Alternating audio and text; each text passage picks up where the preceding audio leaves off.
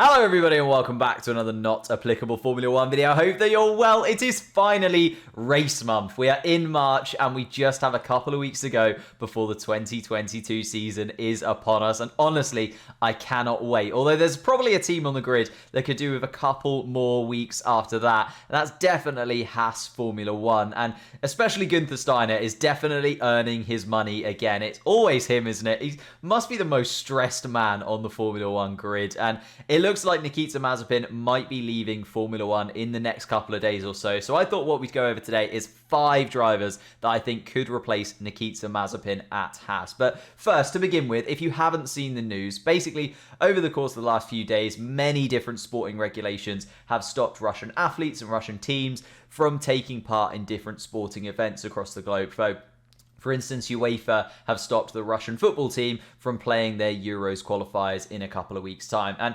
officials in the UK specifically have banned drivers with any Russian license taking part in motorsport events. So that means Haas's Nikita Mazepin will not be able to take part in Silverstone this year. And this coming just after we've had the Formula 1 testing. And honestly, I think this is just the start. I think we'll see many Grand Prix circuits and countries come out and say that they are not going to let Russian athletes compete, and therefore I think we'll also see Formula 1 come in and ban Nikita Mazepin from taking part in Formula 1 this season as well. But where do Haas go from there? What can Haas do? Haas need to find another driver who can take Nikita Mazepin's place, and they might only have a couple of weeks to find somebody who can step in. So do they bring in another rookie? Do they bring in an ex-Haas driver? Or do they bring in an experienced driver who's recently left Formula 1? I want to go over all the different options that they've got. I feel like the most obvious is Fittipaldi. In the Haas Formula 1 team at the moment is their test and reserve driver, and has driven in Formula 1 before, made 2 starts in December 2020 at the Sakhir and Abu Dhabi Grand Prix for Haas when Romain Grosjean was injured, but we haven't seen a lot of him over the last couple of seasons or so, and we haven't really seen him tested really either, and has been involved in the Haas team since 2018, so seems like a fairly easy option for them to go for, but I'm not really feeling Fittipaldi that much. I don't think he's going to really take that step up into Formula 1. As I said, he's been in Haas since 2018, but has never really looked like getting a full-time seat in the team. I think it would be weird if they, step him up and that's what they decide to go with long term. I could maybe see him coming in for a couple of races or so. So the next kind of thing I'm looking at is whether they can go in and get another Ferrari Junior. Obviously, at the moment, they've got Mick Schumacher, who's a Ferrari Junior. Could they use that connection they've got with Ferrari to bring in another Ferrari driver for this 2022 season? And looking at it, the drivers that are available are Schwartzman, who is a Ferrari Junior, but unfortunately also Russian, so that doesn't work out at all, and Eilert has literally just started his IndyCar season, and I cannot see Eilert wanting to step away from IndyCar as soon as it has just started. So maybe not a Ferrari Junior that is available to Haas, unfortunately, and they have to kind of look elsewhere. So then I looked at the other junior drivers that are on the grid and the other test drivers they could go for, and the man that really stood out is obviously Piastri, the man who has won back-to-back championships. He won Formula Renault, Formula 3, and last season Formula 2 as well. He's been taking massive steps forward to getting himself a seat in Formula 1 and was a big prospect coming into this season. I think a lot of people thought that he was going to be on the Formula 1 grid this year before making that step up to being the reserve driver at Alpine for this season in 2022. And Alpine are actually desperate to get him a seat somewhere in Formula 1. It's so tricky for them. They can't really drop Alonso. Alonso did incredibly well last year.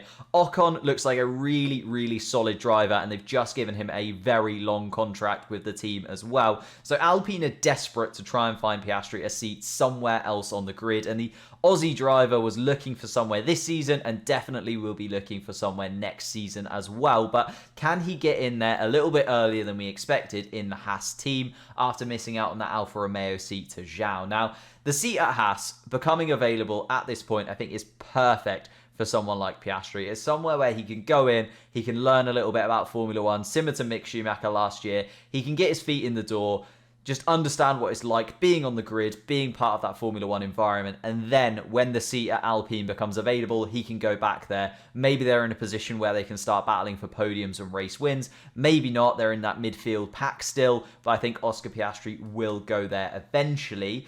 It's whether or not Haas want to take on that liability of another driver that looks like he could move team very, very soon, because obviously Mick Schumacher should be off to Ferrari, you'd imagine, as he is a Ferrari junior, and then Piastri would go to Alpine as soon as the Alpine seat becomes available, and then Haas are left without any drivers again. So maybe they're going to take a little step back into the past. Another IndyCar driver is Romain Grosjean, who could be available and might want to go back to Haas. Obviously was with the Haas team and ended that partnership in 2020. And it hasn't been too long since he's been in the Haas team. He will still remember a lot of the Haas team around him, and he'll be able to come in with a lot of Formula One experience. Like, this guy had been around the grid for a very, very long time before stepping into the Haas car, and then helped Haas to continue their Formula One journey so far. Obviously, he was kind of involved in the downfall of Haas more than the uplift of Haas. Like, he was there for the Rich Energy incident. He was obviously there in 2020 when they had a very, very slow car,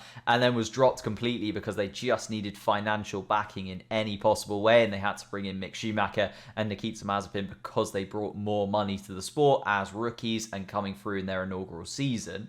There's someone else who has left the grid recently that I wanted to just touch on, which is Giovinazzi. Obviously kicked out of Formula One by Alfa Romeo last year and replaced by Zhou, and currently in last place in Formula E. He really has not taken to Formula E in the way that I thought he would. He was never, incredibly quick in Formula One. Don't get me wrong, I don't see him as a future world champion or anything like that, but he always showed enough pace for me. He was always good enough to warrant a seat in Formula One, and I think if they wouldn't have needed the money, Alfa Romeo would have probably held on to Giovinazzi for maybe another season or two.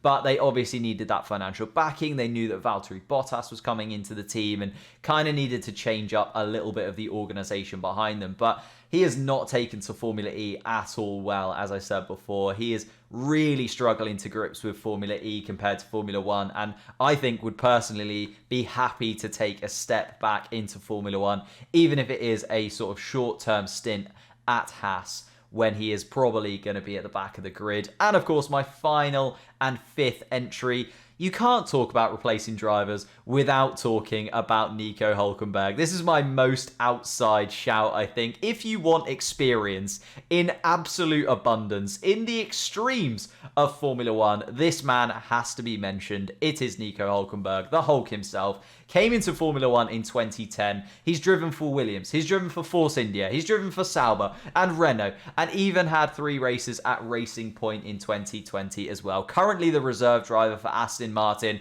He is always the name in the hat, isn't he? Like, he just always comes up whenever people are talking about replacements or reserve drivers, because you know exactly what you're going to get with Nico Hulkenberg. You're going to get an absolutely sensational driver who is solid, has pace, and will put the car exactly where it deserves to be on the grid. So they were my 5. I think Fittipaldi's probably the most likely. Piastri, I like as an outside shout. I think Alpine should definitely have a little look at that. I'd love to see Grosjean back at Haas, that full circle, him back in Formula One, and just doing Haas a favour would be amazing. Obviously, Giovinazzi I'd also love to see back in Formula One. I think it was a little bit unjust the way that Alfa Romeo kicked him out because they needed the money.